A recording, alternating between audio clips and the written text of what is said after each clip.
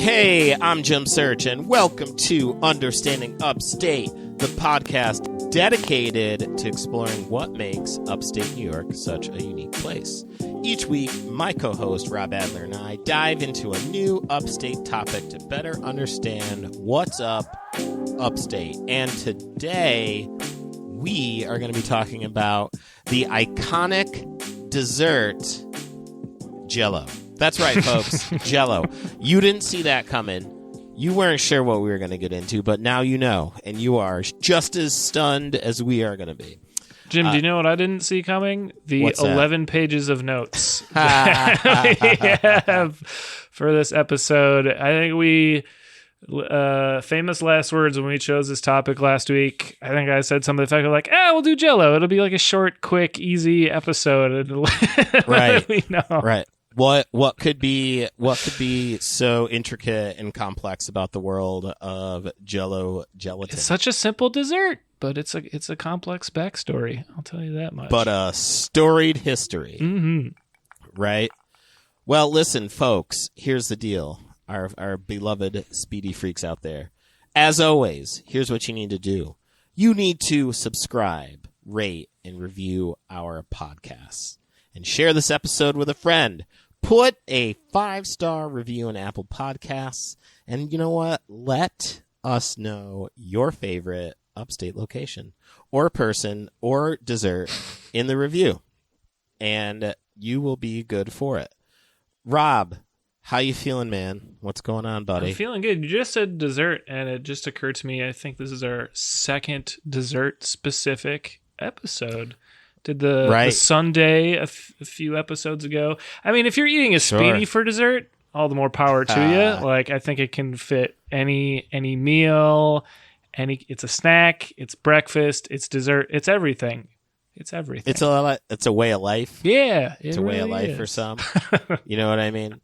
Now, I was just as surprised when we were going through our list that Jell-O has some upstate New York roots. And we're gonna learn along the ride, and I'm very, very excited for that. Mm-hmm. So let's get right to it. Should we get wiggling? You know what? Yeah. Time is Jell-O, baby. There you go. Time is Jell-O.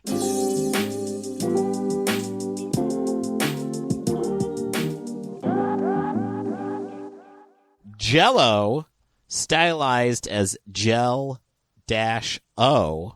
is an American brand offering a variety of powdered gelatin desserts, fruit-flavored gels or jellies, okay, as you may or may not have known. Now, this dessert, very popular in the first half of the 20th century. I would even argue a little bit after that as well, but that's neither here nor. The original gelatin dessert began in LeRoy, New York, which is in Genesee County. And I always like to say how far away that is from Binghamton, because that's important. We got to center Binghamton here in the conversation. It is roughly 3.5 hours from Binghamton, just in case the folks in LeRoy, as we would say in Binghamton. It's LeRoy, not Leroy, right? Mm-hmm. Okay, LeRoy. This is like LeRoy Street. This was my main question. Yep, that's right. That is where our Jell-O roots, our Jell-O journey began. Yeah. Mm-hmm. When Pearl Bixby Waite, God, that is one of the whitest names I've ever said out loud. But Pearl for a dude, you don't get that every day. Pretty cool. No, but holy moly, if that is not a white gentry man. That is a man that may or may not have owned someone. Pearl Bixby Waite trademarked the name Jell-O, said him and his wife May had the product by adding strawberry, raspberry, or orange flavoring into granulated gelatin and made it their very own. Now, y'all know what Jell-O is, okay? I know you do, because you were smart enough and talented enough, I don't even say talented, but capable enough to download this podcast, so you know what the fuck gelatin is. But let's say you live in a world that doesn't, right? Jell-O is a powdered powdered substance available in a variety of colors and flavors, and it contains gelatin and flavorings, sugar and artificial sweeteners, so always good for the heart and the body. Dissolved in hot water, then chilled and allowed to set, and voila, you have yourself Jell-O. You could throw some fruit and vegetables. I don't know who the fuck's throwing vegetables in there. That's wild. I saw a lot of Jell-O salad pictures, and they all truly haunt my existence for at least the next week. They were all made by serial killers, because that's the only people that are fucking putting like anything other than fruit in Jell-O. Golly. Can I just describe the grossest one I saw? It was it was not see-through Jell-O, which already gross looking. Yeah. It was like this burnt orange, just solid opaque Jell-O ring with either mayonnaise or whipped cream in the center, and the fact I don't know is terrifying. With like on a bed of lettuce with like olives around the rim. I think it may have been burnt orange because it was a main ingredient was salmon. This is like, so what you just described is what like the like a family would eat in like a Jordan Peele horror movie. Mm-hmm. Yeah. Every shot I saw is I kept thinking of horror movies. Yeah. Like this is what the family in Get Out would eat. Yeah. Like without a doubt. Famously, I also eat my cereal dry. Fun fact in that movie, that's a little Easter egg, is the woman there, I forget her name, the daughter, was separating the colored the colored Fruit Loops from the regular ones, like the regular chip. Yeah, little interesting little fun fact about her racism. All right, there you go. Let's get right to it then. Let's talk about the early history, shall we? Yeah. Gelatin popularized in New York, shout out to my home plane of existence, in the Victorian era with spectacular and complex jelly molds. Interesting. Now, gelatin was sold in sheets and had to be purified, which was time-consuming. And it was very much like a high-class dessert, which Sure. is wild. Because, again, through the wonders of Jell-O, like it's available for everyone, right? Yeah. But yeah, that was one of the more surprising facts I learned. Where it's just like, oh my god, this used to be like if you had Jell-O, you were living the life. Yeah, you were that was the sign of royalty, right? Mm-hmm. Which is hilarious.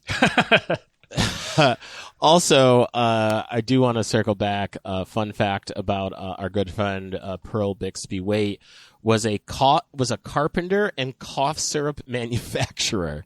Okay, so I'm gonna jump in here Sure. and say that cough syrup manufacturer is being very generous, from what I read. Right. Okay. He basically his hobby was mixing up medicine. He wasn't necessarily a manufacturer. He was like, he just in his spare time he was mixing shit up, and he was not the only one. We'll get back to that. So then those are a lot. That's a real roundabout way of saying drug addict, I believe. Sure. Is the commonly known today as a drug addict or syrup sipper if you are in Houston. So yeah, that's a great fact to learn about him. And through his ingenuity, as we said, he said, you know what, this shit's gonna be ours. And that is what I have as it stands for now about Jell-O. Rob, talk to us. Who are these people? Right. Who are these people behind the Jell-O? Man, these are the first people to get things jiggling. And as we mentioned, again, it was invented by Pearl Waite. And yeah, like I just said, he has no qualifications to be making medicine. Sure. And it's likely that when he invented Jell-O, he was trying to make like a cough syrup or a laxative, but we ended up with Jell-O. So he created it, and it was like marginally successful. He named it Jell-O after a product, probably, or rather his wife named it Jell-O, which there was another product from LeRoy called Grain-O, which was Grain-O, not Drain-O, Grain-O. And it was supposed to be like a tea or coffee substitute, but it was from grain. So I don't even, like, what are all these dudes doing? And I think, like, we'll hear about it in a little bit. Grain-O was created by orator Frank Woodward, who also had a hobby of creating his own medicines. Like, what's going on in LeRoy that these dudes are just like trying to invent weird edible shit? I think they're figuring out that, like, if you don't feel well and you get high, you'll feel better. I can't say you'll feel you won't be healed. You won't like, you know, the symptoms will be relieved if you're high, and I think that's what we were going on. But some of this is on the other end of the spectrum, where this is how Kellogg, the company, like cereal company, started. Kellogg was a health nut. He was straight edge, no alcohol, no sex, no nothing. And he created cornflakes because he thought, and he like literally had a cult around this. He thought cornflakes were the way you should live life. Okay. As we think Speedies are the way you should live life, right. He was pushing cornflakes. So there's a lot of this like weird health consciousness, but like early 1900s health consciousness tied to some of this, where this dude orator created Grain-O as a, like, you know, a substitute for something that gives you caffeine, right? So that's kind of, you know, there's some weird through lines there where there's like these weird cults of personalities around some of these products, but also it's like, trying to manufacture a substitute for alcohol or caffeine, which there is none. Sure. There's no substitute. I mean, have you tried Jell-O lately? You know, maybe. I can't. I mean, we're gonna talk about it probably later, but like, right, I feel like a Jell-O shot is probably the last time I'd ever like consumed Jell-O. So, God, you know what? I think you're right. Yeah, I think you're right. But yeah, we're planting seeds for later. Sure. Yeah. So enter orator Frank Woodward, and he's in LeRoy. He's also making weird food products. He grew up in LeRoy and quit school at the age of 12 because he decided he'd rather work. And he started off basically by inventing things to sell, and his first successful product was a medicated nest egg that killed lice that were plaguing hens when they laid hatching eggs. So he took he took his lice money and married Cora Talmadge in 1882 and had a few sons, who we'll talk about some of these children in a little bit. Okay. And he continued to invent. He goes into like proprietary medicines such as Sherman's headache remedy and raccoon corn plasters. Yo, these motherfuckers sound insane. This is of course Jell-O's involved. Like, because if you think about what Jell-O is, of just like it's sugar, animal parts. Yeah, and just like sugary slime. Like, of course these motherfuckers are doing everything else like this. This tracks. Mm-hmm. So in 1899, Orator paid Pearl, which is a crazy sentence already. Sure. Orator paid Pearl $450 for the Jell-O formula, and this also kind of settled the issue around the, you know, Pearl borrowing the -O moniker for his product, which again was like intentional. And this is when the the Jell-O product appeared under Order's company, the Genesee Pure Food Company. 2 years later, sales of Jell-O, this is in like 1901. Sure. Sales of Jell-O amounted to $250,000. Like, it's taking the world by storm. Which is like $5 million. Yeah, tons of money. And for reference, the $450 in today's money would be like $4,000 to $5,000. So, like, you know, Pearl probably thinks he's getting a nice payday, but I mean, the money he could have made was a lot. Order did not get to enjoy his fortune much. He suffered a stroke and ended up dying in 1906 when he was 49. Which is when his wife actually took over the company and ran it for a few years alongside their oldest son, Ernest, who Ernest really kind of developed the Woodward fortune around Jell-O. I think we'll talk a little bit more about the advertising and marketing that went into making Jell-O successful, but he put some of that in place, but he also created like an assembly line around creating the product, like added an assembly line, and he was a very passionate Jell-O man. a man of integrity, a man of Jell-O. Indeed. Fun fact: $250,000 by today's standards. Back then, like if you were to what that would be valued today, is $9.5 million. And that's before it blew up. Like these people they were some of the wealthiest people around. They like an overnight success, and they already had like a company, but you know that was doing okay. Sure. But they immediate Gilded Age gajillionaires. Enter Orator Frank, who just kind of goes by Frank when he's talked about.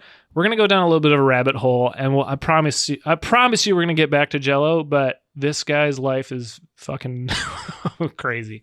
So he is described as like the playboy of the Woodward family, and he was the second son. And he married a couple times and had a few kids. And I'm just going to read a couple excerpts from some newspapers of the time. And I think that's going to illustrate the life of Frank better than anything I can say on my own. Orator? For Orator Frank, which is Orator Sr.'s son. Right. All of them have the same goddamn names. It's like a small selection, so it gets confusing. But this is Frank. The headline is Jelly King embroiled anew by mother-in-law's visit. I found only 2 articles about him, and this is the first one. This is a slow day in the newsroom. No, it gets better. Right, they're like bearing a lead here, but so the article goes, troubles are piling up for Order F. Woodward, the $30 million Jelly King. This is from 1929. So $30 million in 1929 money. Again, they have so much goddamn money. That's insane. Yeah, that's got to be... We're going to find out. That's just a lot of money. So troubles are piling up for Order Woodward, the $30 million Jelly King, who kidnapped his children from their mother's care in Paris and is rusticating, fun word I've never heard before, in Nyack, New York for divorce purposes.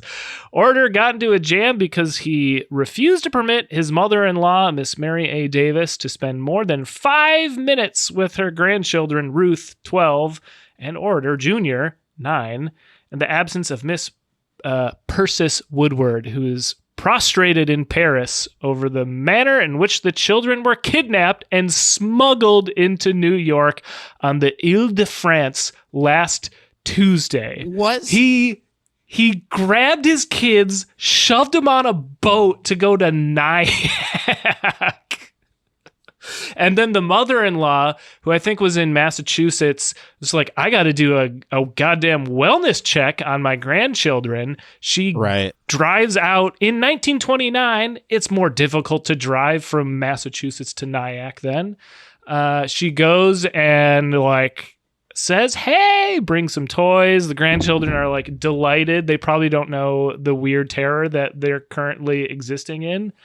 And he like lets the grandma see the kids for like 5 minutes and then throws them in a car and drives away.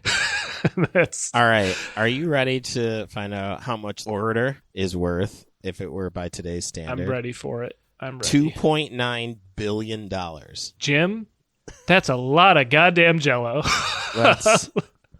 It's not an expensive product. How many packets of Jell-O? They probably cost, what, 5 cents back then? Like, good God. Man, this is a family of geish. Yeah, dude. Ay carumbers. And of course, like, everything you're describing is what you do when your family is worth $2.9 billion. Like, you're not fucking well adjusted by any stretch. Well, yeah, like Ernest seemed to be, and he like navigated the stock market crash, and like he did okay, but everyone else, one of them died young. I think the daughters all did fine, but if you weren't the oldest, like, and pretty classic too, like a lot of the attention goes to the eldest son, or the eldest son is, you know, gonna innately inherit things, and then all the others kind of fall apart.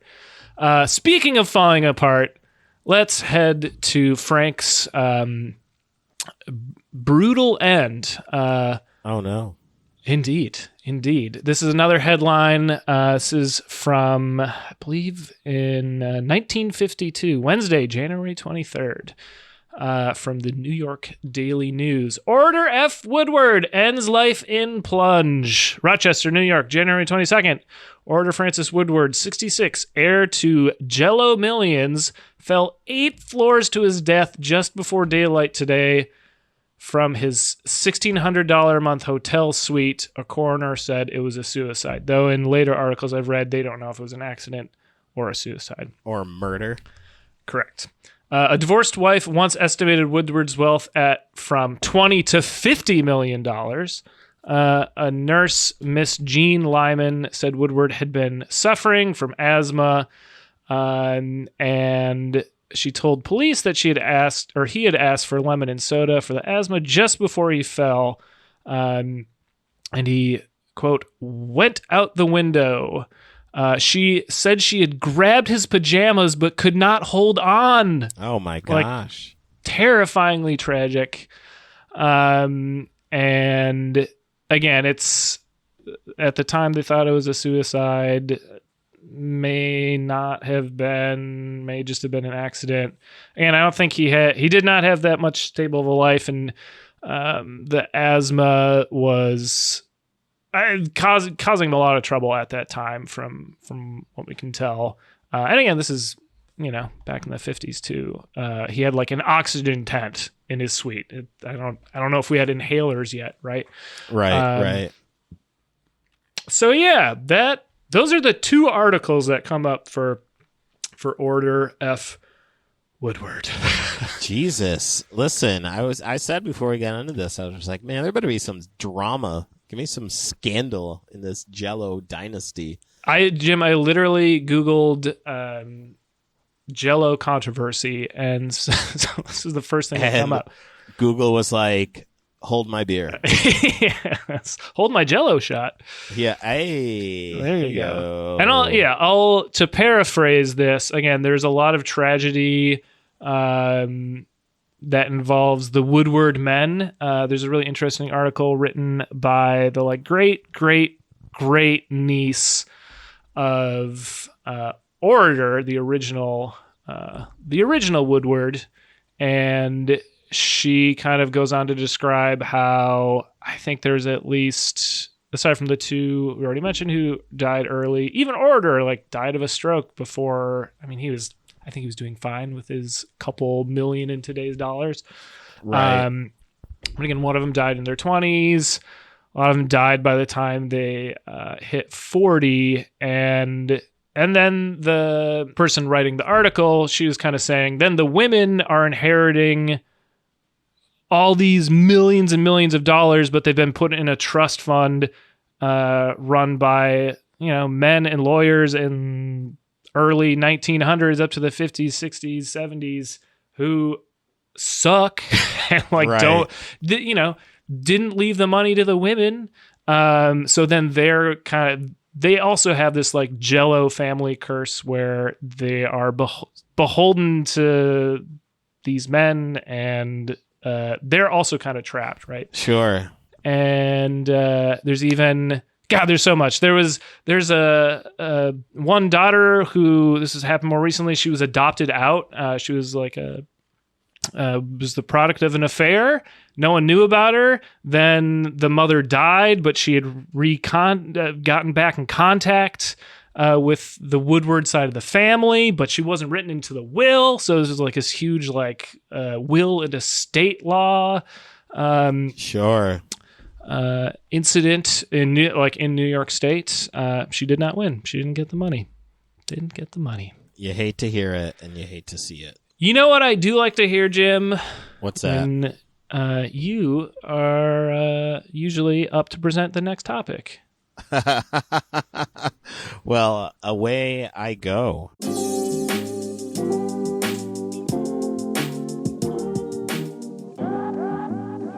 Well, let's talk a little bit about how this fortune kind of came to be, right? Because as we were saying, holy shit, these people are worth a lot of money.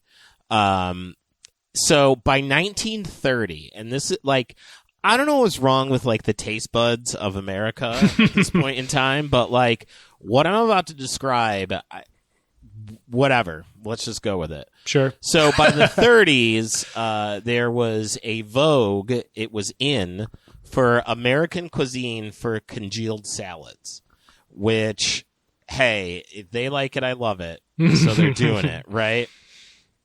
So it became in, and the company introduced lime-flavored Jell-O to complement the add-ins that cooks from across the country were combining in salads, etc. Popular Jell-O recipes often included ingredients like cabbage, celery, green peppers, and even cooked pasta. If you had to choose one of those in your Jell-O, which would you have? You have to have one. I don't. I'm leaving. I'm gone. But if I did, okay, I'll play the game. I'm not going to be an asshole. If I did, it would be celery because celery has no fucking taste. Celery is the correct answer. Yeah, because what on God's earth are we doing out here? In Pasta is the absolute last one. I would. Pasta is so far at the bottom of that list by 10 miles. Holy moly. So there's that. Now, in 1934, Jell-O struck a sponsorship with comedian Jack Benny to become the dessert spokesperson. I didn't know that. I didn't either. But this was the beginning of the famous by pop culture standards singing of the Jell-O song, Jello, that. I'll never sing that again. Don't worry, I'm gonna take it. I'm gonna sample it. I'm gonna loop it, chop it, twist it. It's gonna be great. Good. You know what? You should do that. So that was the beginning of that pop culture phenomenon, right? Mm-hmm. Now, by the 50s, salads became so popular that Jell-O responded with savory and vegetable flavors of Jell-O, such as celery, Italian mixed vegetables, and seasoned tomatoes. To the shock of no one, these were discontinued. One kind of big factor in the rise of Jell-O is the way they marketed it in different time periods. So in the early 1900s, there were more mothers at home who didn't know how to cook, and their marketing strategy was it's so simple, anyone can do it. We got you. Sure. Jell-O. And then 1930s, 1940s, we're in World War II, right? And we're rationing shit, and I'm like, yeah, I guess put radishes in Jell-O. It looks cool, right? Right. Get your salmon Jell-O salad. So they were able to use, what was happening at the time to their benefit through a lot of very specific marketing campaigns. Kind of was talking about too earlier. They were generally marketing towards women and also kind of from the standpoint of it's a woman's duty to be at home and cook for the family, and we're going to make it easy for you. Right.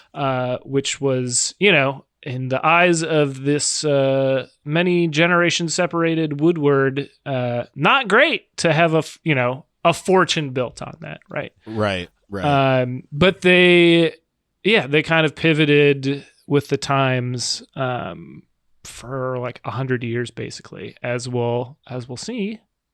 Yeah. In our next section. Because it's not all sweets, guys. In 1964, the slogan, "There's always room for Jell-O," which stuck around for a long time because I remember hearing that, was introduced, promoting the product as a light dessert that could be consumed even after a heavy meal.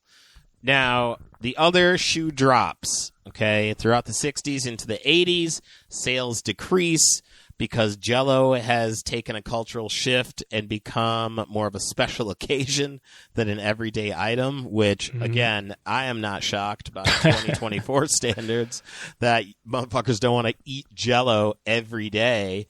Now, marketers blame this on decreasing family sizes and a fast-paced lifestyle, which is code for women working. Women were getting jobs, and according to them, weren't at home to pump out Jell-O. The other explanation I saw was women were getting divorced.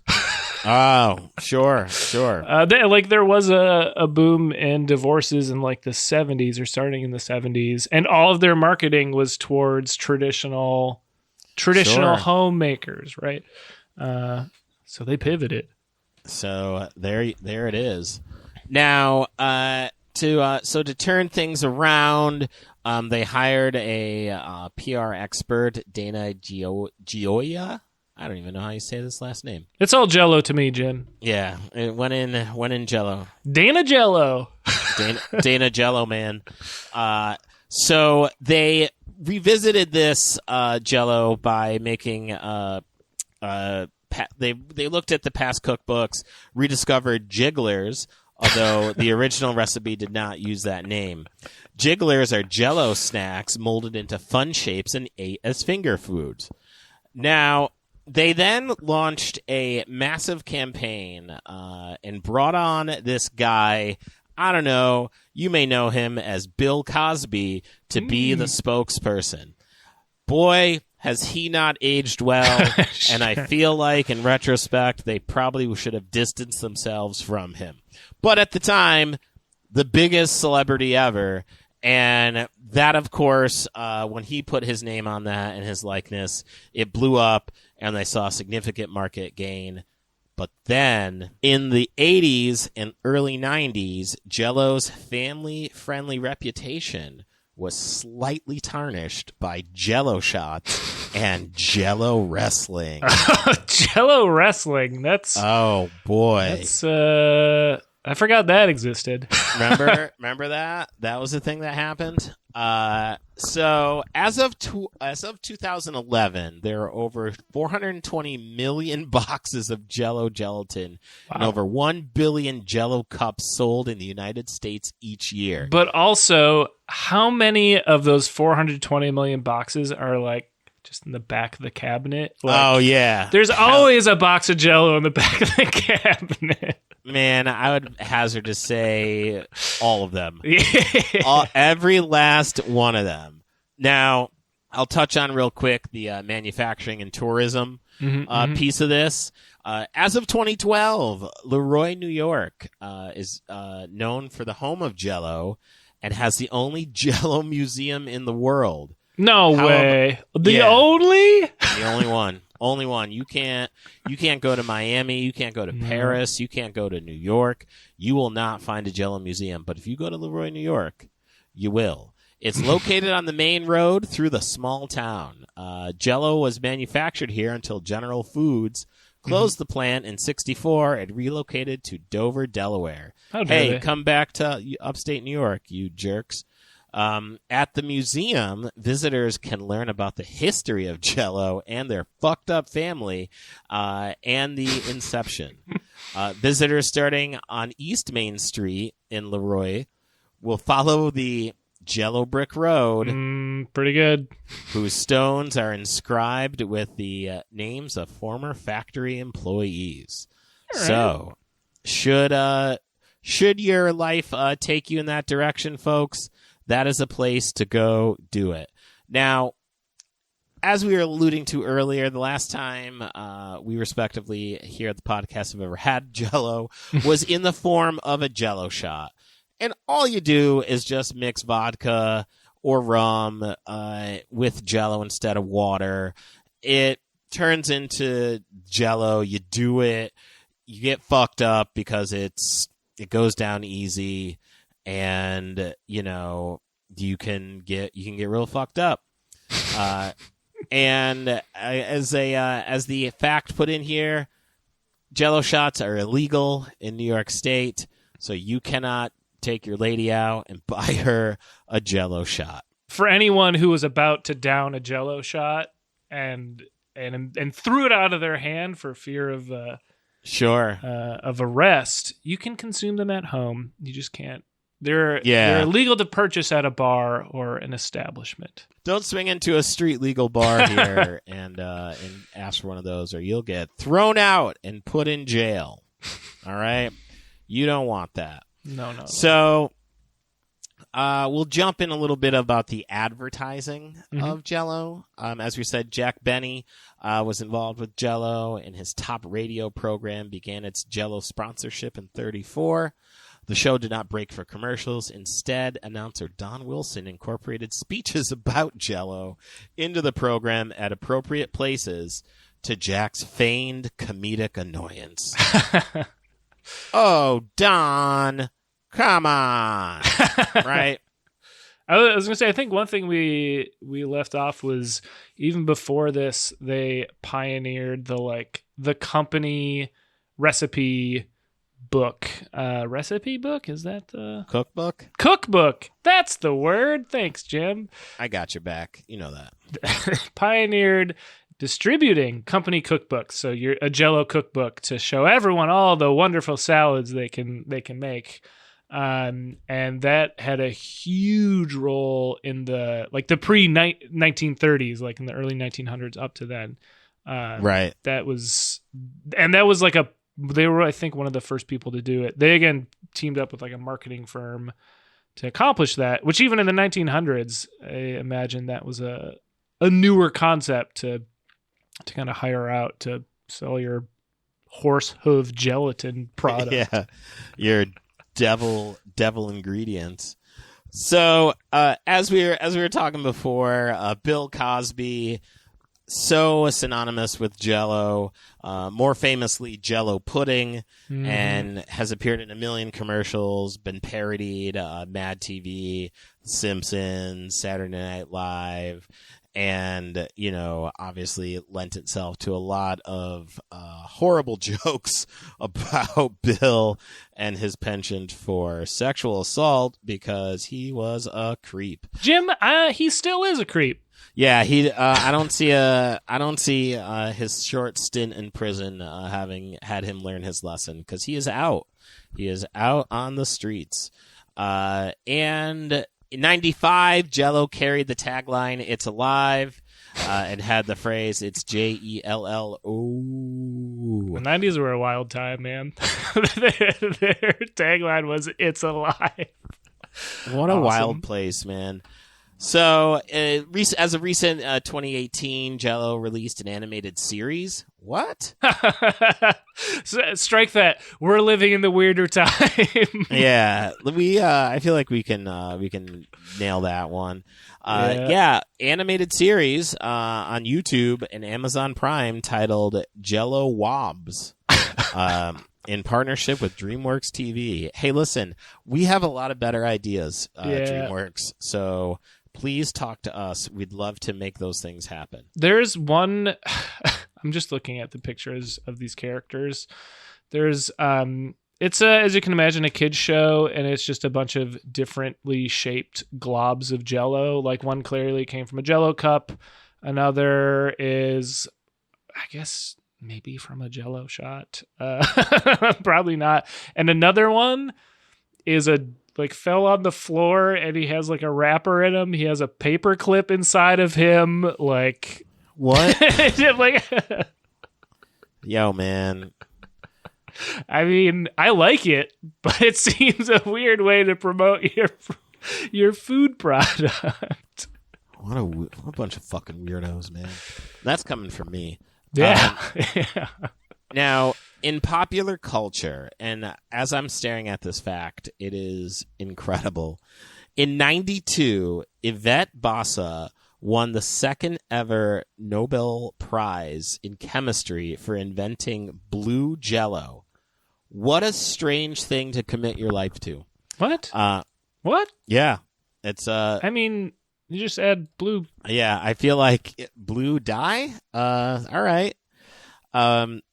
The rock group Green Jelly was originally named Green Jell-O, but had to change their name because a lawsuit filed by Kraft Foods claimed the band was infringing on the trademark Jell-O. Now, as we round the corner on the wild world of Jell-O, there is a group of people who, by and large, are some wild folks who are also attached to Jell-O. And that would be the Mormons. Who knew? Right? Very popular amongst the Mormon community, so much so that the Mormon Corridor region is nicknamed the Jell-O Belt. Weird. What a weird thing, right? Jell-O was recognized in 2001 as the favorite snack food of Utah by the Utah Senate. Yo, y'all have so much more to do. There's so much more going on in your town than that. Now, the culture of Utah, petitioned by Utahans, which is I guess that makes sense, right? Yeah. Utahans, right? And campaigned by students of Brigham Young University were also mentioned as reasons for recognizing Jell-O. Bill Cosby, longtime spokesperson of the Jell-O brand, appeared before the Utah legislature in support of the resolution. Our culture is broken. Yeah. Just, what? None of this is fucking making any sense. Now, and this is crazy because, like, who would have assumed this? The stereotype of Mormons loving Jell-O does not have a long history. No shit. At no point was I like, man, all those Mormons do is just, marry their sisters and eat Jell-O. Never said it. Never said it. Media reports in 1969 and 1988 on foods popular among Mormons or in Utah make no mention of Jell-O. And in 88, an article mentions Jell-O as a Lutheran tradition. Hold on, Jim. I have to stop you right there. I was raised Lutheran, and that is not a thing. Not a thing? Not a thing. Mormons can't push this Jell-O shit onto the Lutherans. Get that out of here. Go away. No. That is not a thing. There was no Sunday Jell-O socials. No, man. Sir. We're not here for that. Absolutely Get out of here. Not. In conclusion, folks, in 1997, Kraft released sales figures revealing Salt Lake City to have the highest per capita Jell-O consumption. Well, when you can't really drink in a state, now this all seems to click. Sure. Makes sense to me. And Rob, that's about all I got to say about Jell-O. I got no more wiggle left in my jiggle. None. I have congealed. You win. You win the episode with that. Just a regular dude, man. Just a regular ass dude who's talking shit with his friend about Jell-O. That's it. There we go. It. There we go.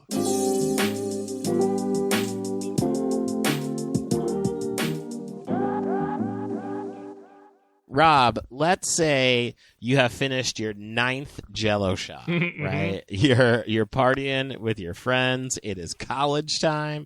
You said, hey, man, I am lit the fuck up off these Jell-O shots, and I want to hear some music. Mm-hmm. Do you have anything for our speedy freak Jell-O heads to listen to? I sure do. In fact, you've downed, what was it, 8 or 9 Jell-O shots? Nine Jell-O shots. And you just remembered that you didn't put the finishing touches on your bespoke medicine that you create in your pastime. And you got to get that custom cough syrup session in. Sure. You're planning on like about 45 minutes. So what you're going to do is you're going to go to brooklynfrequency.bandcamp.com and you're going to pick up my album, New York Sticky. It's a great instrumental album. It's good for eating Jell-O too, I guess. Yep. And many other things. Also, check out our documentary. It's called Understanding Upstate, which might sound familiar. It's about a comedy album that Jim is going to plug right now. Jim, yes. Once they've watched the documentary or before they've watched the documentary, I think you might have something to recommend that they can pick up. Yes, I do. It is called Upstate Understandings. It is my comedy album. You're going to love it. It is absolutely hilarious.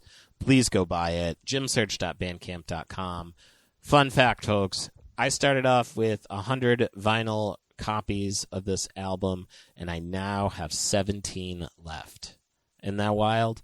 There's roughly 9 tapes, and I want to say like 10-ish, 10 to 15-ish CDs. Nice. So that's pretty fucking rad. So pick those up because once they're gone, they're gone. But go buy it. Go buy the album. You know what? And honestly, if you're not going to buy it, share it out, tell people about it, because believe it or not, sharing actually helps people find out that I just browbeat about the album. So tell people who've never heard of me before about the album because they are more likely to buy it. There we go. And also, go to jimsearchcomedy.com. I do stand-up sometimes, and you can come see me tell jokes. And then follow me at Jim Search, but not in real life, because I wouldn't want that.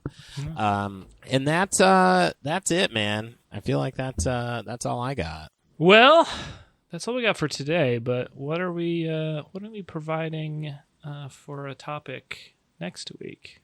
Well, folks, our gentle, speedy freaks out there, check this out.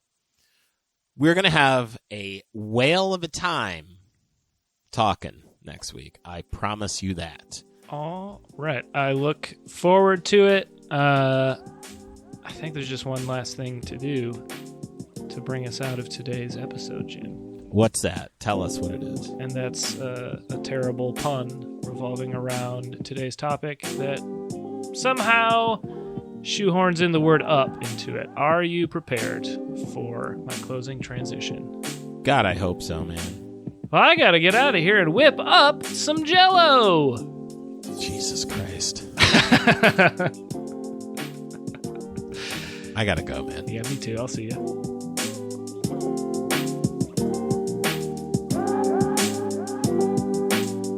Understanding Upstate is a podcast hosted by Jim Search and Rob Adler, edited by Rob Adler, and music from Regal Monk.